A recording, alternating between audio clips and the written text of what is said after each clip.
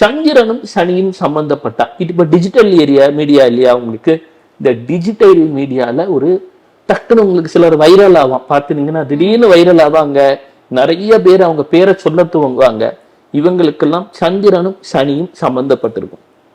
அப்போ ஒரு ஜாதகத்துல நல்ல வெற்றி வேணும், நல்ல பதவி வேண்டும் என்று சொன்னார் சனீஸ்வரரின் தயவு. அதாவது சனீஸ்வரர்னா பப்ளிக்கோட சப்போர்ட். ஒரு கம்பெனியில இருக்கீங்க, உங்களுக்கு கீழே அந்த ஹிரார்கின்னு சொல்லக்கூடிய லெவல்ல உங்களுக்கு கீழே இருக்கக்கூடியவங்க உங்களுக்கு உதவி செய்யணும், அது சனீஸ்வரன்.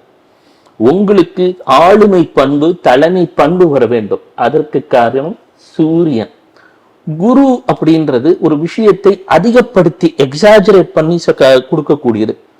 நீங்க இப்போ ஒரு தலைவரா இருக்கீங்கன்னா லார்ஜர் தன் லைஃபா இருந்தாதான் தலைவராக முடியும்.